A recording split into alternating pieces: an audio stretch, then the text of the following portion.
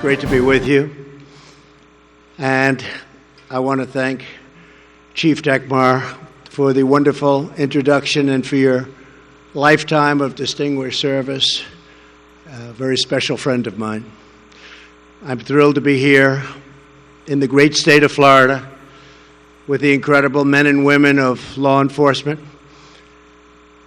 On behalf of all Americans, I want to express our eternal gratitude for what you do every single day to protect our families, defend our streets, and take down criminals. And what you do is keep America safe, and nobody does it better than you. Thank you very much. Thank you.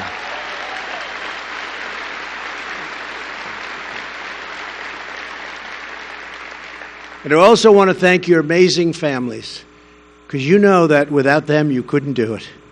And they're here, and they are indeed fantastic people. So thank you to the families. Appreciate it very much.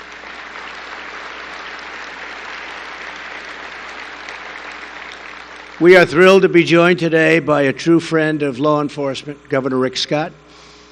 And I will tell you that Rick has been incredible when it comes to law enforcement. Anytime you need funds from the federal government, he's on the phone. Mr. President, we need more funds. What's it for this time, Rick? It's for law enforcement. And I say, you got him. And speaking of that, oh, you got him. You got him. When law enforcement wants it, and they're reasonable, they want it, and what you do is so incredible. So I just want to say Rick is a tremendous governor, and he is your biggest fan. So thank you very much. And also another one of your big fans, I will tell you that, is Attorney General Pam Bondi, who's with us today.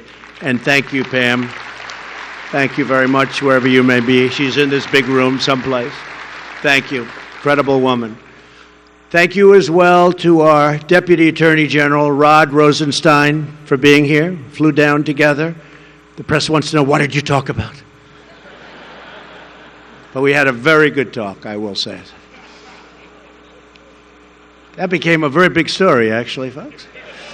We had a good talk. As Hurricane Michael nears landfall, we are working with state and local officials in Florida to take all necessary precautions, and we urge all residents to be prepared and to heed local officials. I told Rick Scott that we are ready for you. We have already briefed FEMA, and FEMA's getting prepared, and it looks like a big one. Can you believe it? It looks like another big one, but we've handled them well. We handled them very well, and that includes the one that just left us in Florida. Never ends, but we're all prepared, and hopefully it won't be as bad as it's looking. It looked to me, a couple of days ago like it was not going to be much, and now it's looking like it could be a very big one, so we're prepared, and good luck. Today I also want to extend my very special thanks to Orlando Chief John Mina and the entire Orlando Police Department for hosting us in this great city. John, where's John? Thank you, John. Great job. Great city. Safe city, too, John. Thank you very much. Great job. I also want to thank the board of IACP, and congratulations to your incoming president, Chief Paul Sell. Where's Chief? Chief? Good, Chief. I have a lot of respect for the Chief. I know the Chief. That means I guess I have to be here next year, Chief. Is that right? Looking like that, right? That's okay. For you guys, anything I can do, I'll do. Very importantly,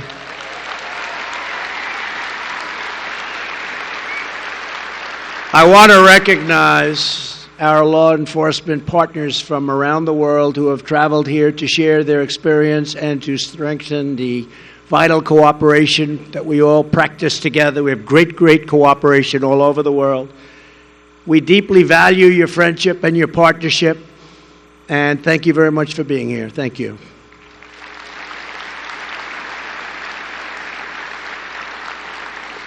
This year, we proudly celebrate the 125th anniversary of the International Association of chiefs of police. It's a great group. Today I stand before you as President of the United States to tell you that my administration will always honor, cherish, and support the men and women in blue, and we are proud to do it.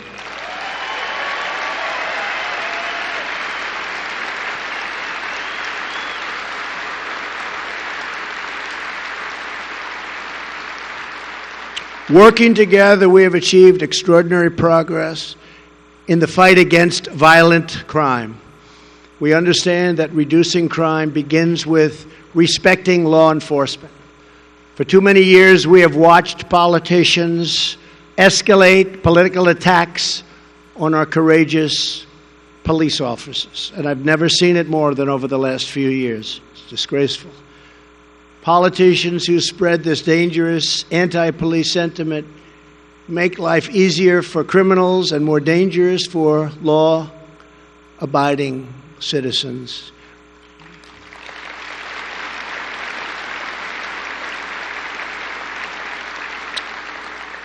And they also make it more dangerous for police.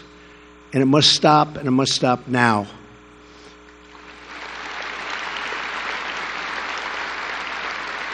Before I took office less than 2 years ago, our nation was experiencing a historic surge in violent crime. In 2015, 2016, additional 128,000 violent crimes were committed nationwide compared to the 2 previous years. That's a tremendous number of additional crime. Over the same period, we witnessed the steepest 2-year consecutive increase in murders in nearly half a century. But we are turning that tide around very rapidly, as you all know in this room. We are taking back our streets from drug lords, gangs, and crimes. We are being tough, we're being smart. By the end of this year, murders in major cities are estimated to drop by close to 10% from their levels in 2016. And I have directed the Attorney General's office to immediately go to the great city of Chicago to help straighten out the terrible shooting wave. Want to straighten it out fast. There's no reason for what's going on there.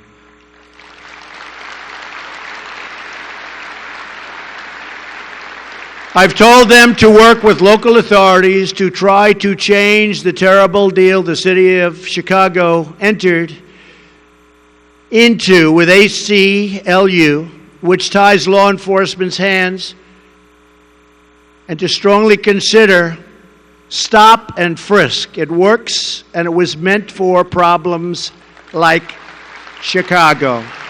It was meant for it. Stop and frisk.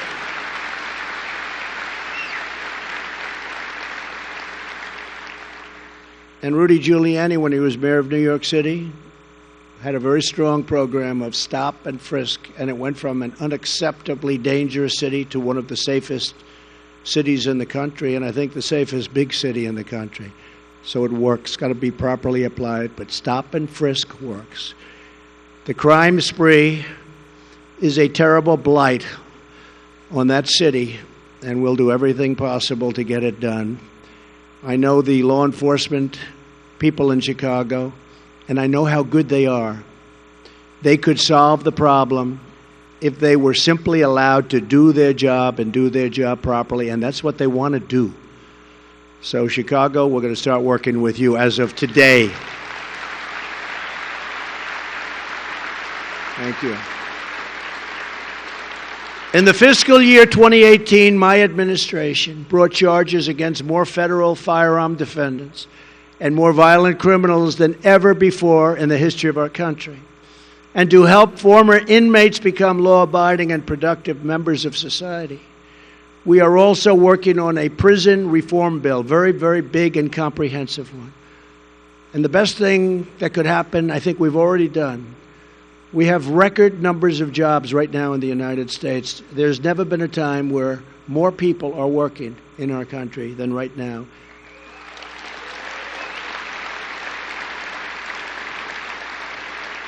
And our unemployment numbers in almost every category are at record lows. They are record lows. African American, best in history. Asian American, best in history.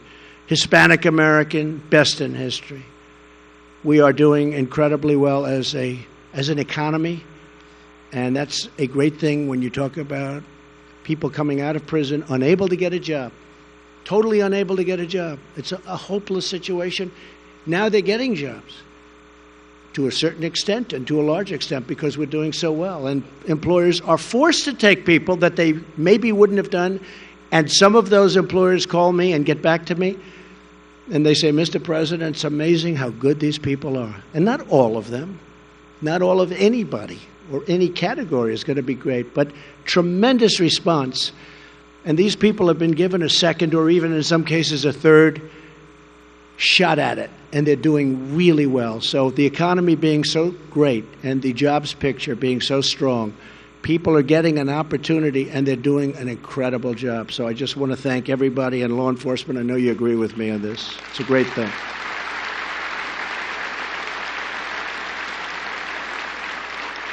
And in particular, I have to thank the IACP for working with us on this effort and for endorsing important prison reform legislation all over the country. And we're doing federal legislation, but all over the country. You folks have been fantastic.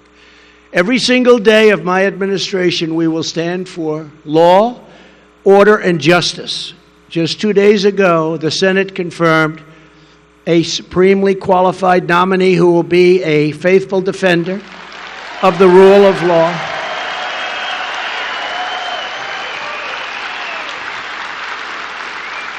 And will defend the United States Constitution. The newest Supreme Court Justice, Brett Kavanaugh.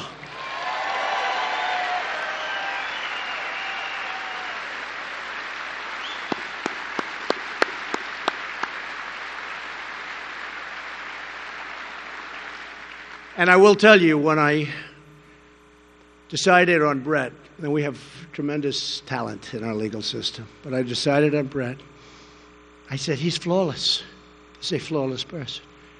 The best student, the best scholar, the great intellect, incredible record over many years, and yet he's a young man. I said, Brett, congratulations. This is going to be a piece of cake getting you confirmed. This is going to be so easy. It should go quickly, nicely. Don't even worry. He was so thankful. He said, Mr. President, this is the greatest honor of my life. United States Supreme Court, the greatest of my life. So I haven't heard him say that again to me, but I think he still believes it. But he's a great person, and it was very, very unfair what happened to him. False charges, false accusations, horrible statements that were totally untrue, that he knew nothing about. Frankly, terms that he probably never heard in his life. He was this, he was that. He never even heard of these terms. It was a disgraceful situation brought about by people that are evil. And he toughed it out. We all toughed it out together. And I have to thank the Republican senators that fought so hard for this, because it wasn't easy. And it was a great honor to be involved in this situation. A lot of people would have said, oh, let's give it up, let's go a different direction. We don't give up. You don't give up. We don't give up. Just don't do it. It's going to be a great Supreme Court justice. Watch. A great one. He will be a great one. We will perform the swearing in tonight at 7 p.m. at the White House. That's very exciting. So I leave here and I go home and I swear in a man who will be a truly great United States Supreme Court Justice. That's going to be my honor. Thank you.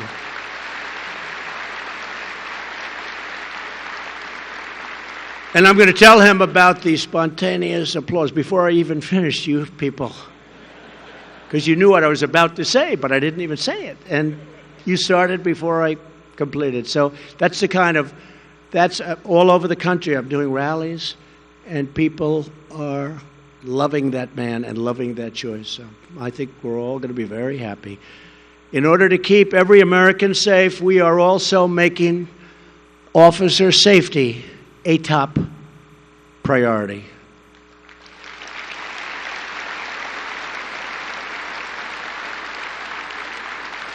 In 2016, an officer was assaulted in America on an average of every 9 minutes. Is this even believable?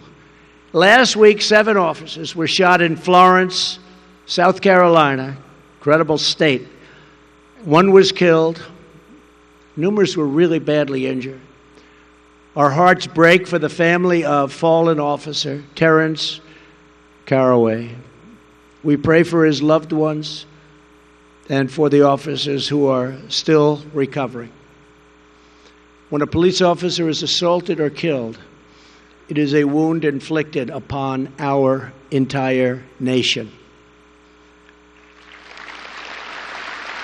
It is. And I have to say this, I don't think you understand one thing, how much our country loves you and the job you do. You don't hear it from them. You don't hear it from them. They don't tell you the real feeling. They don't tell you the true feeling, but I know the true feeling. I know the true feeling.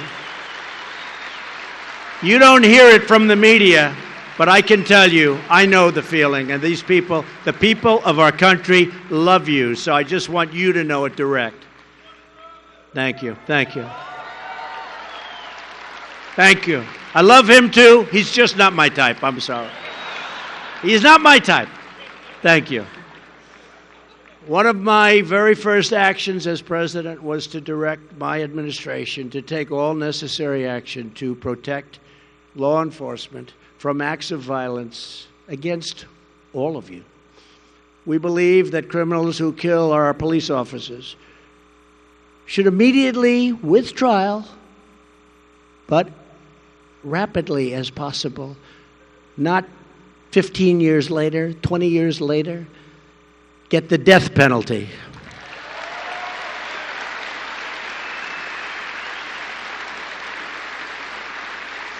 And importantly, we are also making sure you have the equipment you need to do the job. That's why we are allowing local police to access surplus military equipment. And we've been doing this from the very first day of my administration, whereas others didn't want you to have that equipment for very strange reasons. They said it looked too tough, it looked too strong. It's not a good look. You have people shooting at you and they're worried about your look. Someday you'll explain that one to me, please. I don't quite get it. Explain it. This equipment doesn't only protect your lives and safety, it protects the lives and safety of every citizen that you serve. During Hurricane Harvey, surplus military equipment helped rescue more than 9,000 people.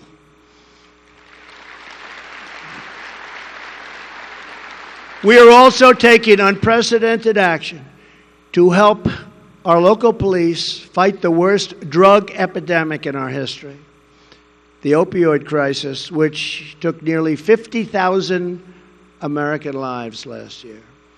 We have secured the most funding in history to give you the tools and resources that you need to hunt down the traffickers, stop these poisonous drugs from coming into our country, and to save American lives.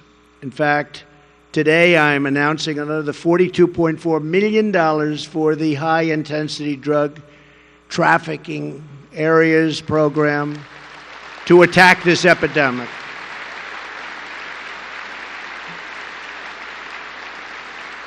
This grant funding will go to more than 50 innovative projects targeting the greatest drug threats facing the United States. And I will tell you that last year in the budget, this year also, last year we got $6 billion to work on the opioid problem at every level, including helping people, really helping people that are in need of help. Last year, we increased the average federal sentence for drug trafficking to its highest level since 2013. For the first time in years, we are ensuring there are real tough consequences for those who flood our streets with deadly poison. Thanks to your partnership, last year our brave ICE agents seized 1 million pounds of narcotics, including almost 7,000 pounds of heroin and more than 2,300 pounds of fentanyl, saving thousands upon thousands of American lives. And this year we're way ahead of those numbers. Last year alone, ICE removed nearly 130,000 criminal aliens from our country. And as you know, my competitors don't like that. They don't like that. That's the other thing you're going to have to explain to me someday. Including thousands of vicious gang members and MS-13 predators. They're gone. They're gone.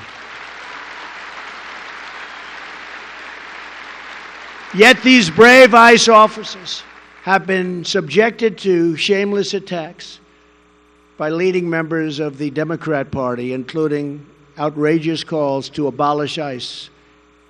And also, they're not a big help to us in law enforcement. They don't want to give us the kind of funds that you people are requesting. But you're getting them anyway because we're giving them to you. But they fight us at every turn. The Democrats fight us at every single turn, whether it's law enforcement or military. They fight us at every turn, but we win. We condemn the vilification of law enforcement and law enforcement officers. And we stand proudly with the heroes of ICE and Border Patrol and law enforcement in general. We also strongly oppose efforts from politicians to shackle local police departments and prevent them from cooperating with their federal partners. So let's see whether or not Chicago, as an example, locally accepts help. They need it. And we'll straighten it out fast. We're going to straighten it out fast. I assume they want to straighten it out. Sometimes I think maybe, is it possible that they don't? But we're going to be there. We're going to try and help them. Every day, these sanctuary city policies force the release of criminal aliens and gang members right back onto our streets, putting innocent civilians at grave risk, many people being killed.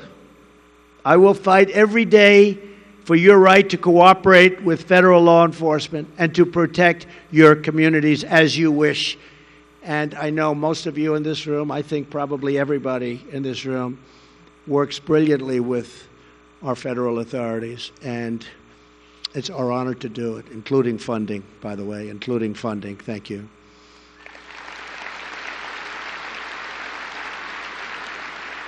Last week, my administration also provided historic levels of funding to improve school safety. Through Stop School Violence grants, we are giving local schools and police departments the resources they need to hire more officers and train more teachers and better detect and address early warning signs of mental illness before it's too late. I've made a lot of strides in the last year. Heavy funding, but you've made a lot of strides. In every action we take, we are defending American safety and treasury. The extraordinary, we're just helping as much as we can, the extraordinary men and women who protect our communities. Here with us today are all four nominees for the IACP Police Officer of the Year Award.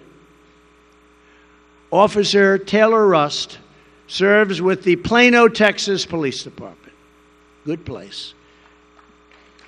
Where's Taylor? Taylor, where's Taylor? Come on up here, Taylor. Run up here. They'll let you up. Come on up. We'll get all of them up. Come on.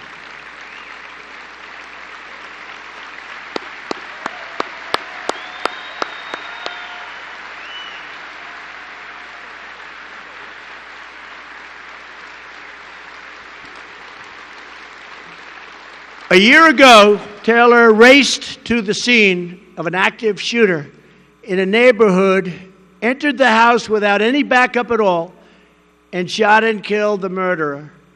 Turned out to be somebody with a lot of bad past, saving the lives of 4 civilians. Officer Rust, we salute you and your remarkable courage. You are a great gentleman. Stay up here with me, okay? Say it. Come on. Say a couple of words.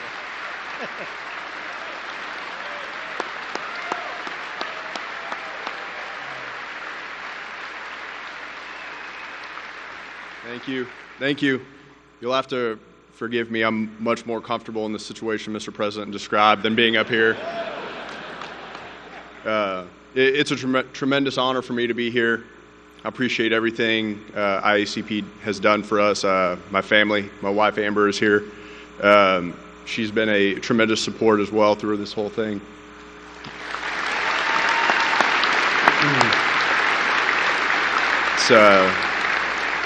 It's been a very humbling experience for me, and it's been an honor to be spoken in the same breath with the other 3 officers that are sitting over there today.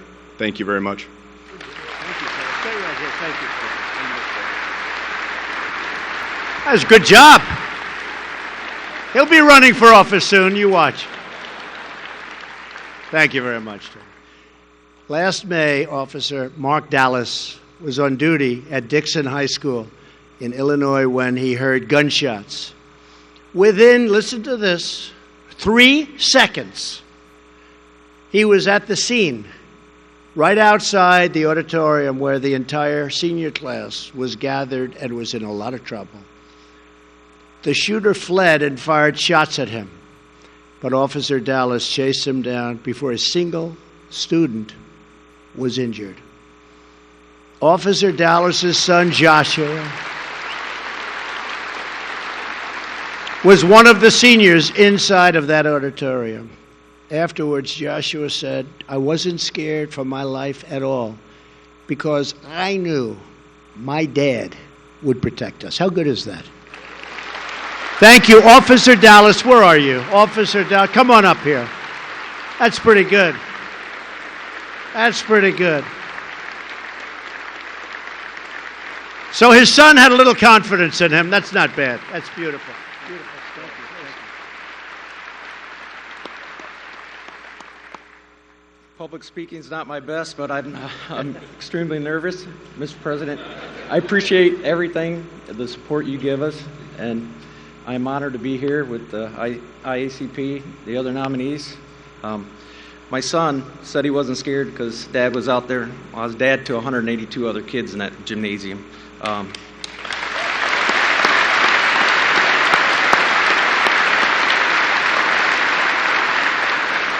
So I just want to say thank you. I'm honored and blessed to be here. Thank you. Beautiful story. Thank you very much.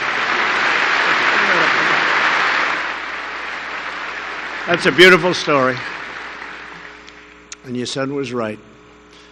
In October of last year, Washington State Trooper Nathaniel Dawson pursued a car that violated a traffic law. When the car stopped, 2 gunmen began shooting at Trooper Dawson and shooting very violently. Despite heavy fire, Trooper Dawson got out of his vehicle and fired back until the shooters ran away and were later apprehended. They were very dangerous criminals. Our streets are safer, and our criminals recoil in fear because of brave officers like Trooper Dawson, and I want to thank you. Come up, please, Trooper Dawson.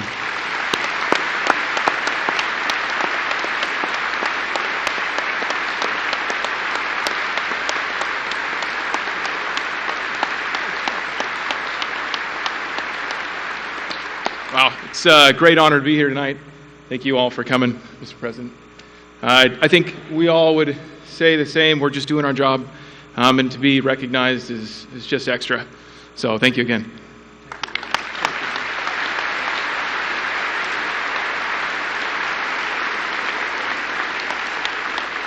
These people have a lot of respect for you. They don't sit down when you're up here, huh? They have a lot of respect, right? That's great. Beautiful. Finally, Sergeant Luis Celis of the Doral, I know it well, Florida Police Department. They are fantastic. Responded to the call that you all read about, big story at the time, that a shooter was in the lobby of Trump National Doral. Can you believe this is happening to me? And I didn't say put this man. I knew what he did, but they put him. Threatening a lot of people that were in the hotel, including the employees. Sergeant Celis entered the building, engaged in a vicious shooting attack, and captured the criminal before anyone was hurt, which was incredible, actually. Sergeant Celis, that was really a job well done. People are still talking about it. It was an amazing job. Please come up.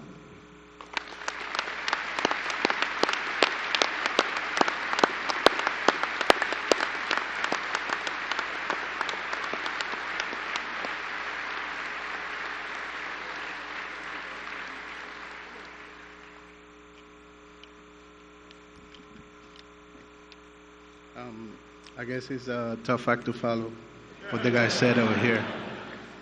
Thanks everybody for being here. My wife, Olga, and congratulations to everybody else. Thank you. Thank you, sir. I appreciate it. Fantastic. And just to conclude, I have to say in each of these stories, we see the unmatched strength and character and courage of our amazing heroes in blue. Every day, our police officers race into darkened alleys and deserted streets and onto doorsteps of the most hardened criminal. People you don't want to be dealing with, and you deal with them well. Incredible.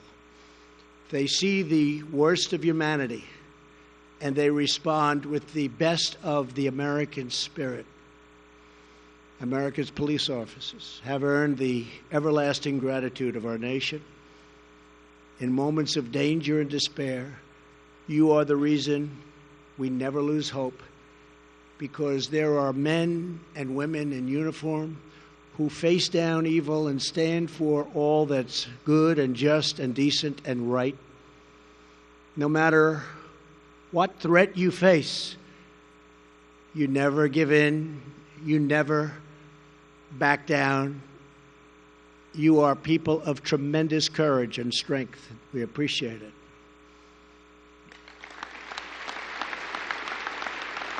Appreciate it.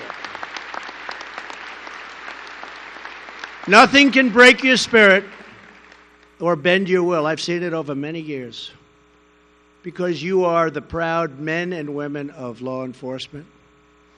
We thank you, we salute you, we honor you, and we promise you that we will always have your back, now and forever. We will have your back.